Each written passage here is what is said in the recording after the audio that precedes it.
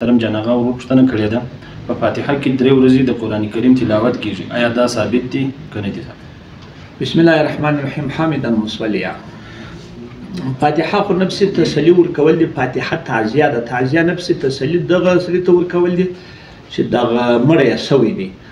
لیکن اعظم الله اجرک سړی ورته وایي، اجرکم سړی ورته وایي دغه ده. دغه چې زموږ په دغه کې اصطلاح ده چې اوس هغه مړي ته دعاګانې کوي، په هغه دعاګانو کې باید دوی کورنۍ ته دعاګانې کوي، خدای ښه خلق ورکړي، خدای دا ښه کار دی، بد نه ده، کومه مشکله نه لري. خو دغه چې قرآن ویل کېږي نفس قرآن هغه علیحده پیسې چاته نه ورکړي چې قرآن وایي، هره ډله چې راسي یو څه آیاتونه وایي، آیاتونه به ثوابونه هغه ور وبخښي و دغه مړي ته یا د اقربانو ته ور وبخښي یا چاته وربخښي بیا یې وایي، په دې کې خو مشکل نشته. خو یو مشکل شته، هغه مشکل دغه شته چې دا خلک دغه شان قرآن وایي، هغه نور خلک خواران ناست دي تګي بس متصل یا پلای شروع کی چې هغه نه اخلاص کړي یا بل په شروع کی چې بل نه یا بل برا خلک ولارېدل و شي نس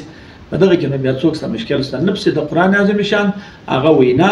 هغه لا دغه د پاره چې د آیاتونو وایي مربوط در مرګ پر مربوط وایي، عام آیاتونو وایي، یا د آیاتو ترجمه وکي یا خلکو ته تسلی ورکي، هغه لیکن پر دې مرګ باندې او خلکو ته طریقه ورشي چې په مړي پسې ورسته ایستو وکي، دعاګانې پسې وکي، خیراتونه وکي، او لیکن دا شان دا راولار شي کداغه دا رقم وي دا خو بالکل شکایت پروا نه لري. او کله دا ویني سلیکشن ولې دی په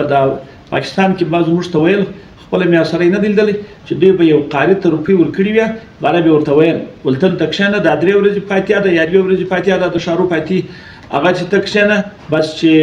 عرب له څوک راته قرآن وایي ته به موږ روپی درکو، دغه رقم دغه قرآن ثواب نه لري. او هغه عام ډلر څوک چې راځي خپل قرآن وایي بیا ځا پروا نه کوي. والله سبحانه.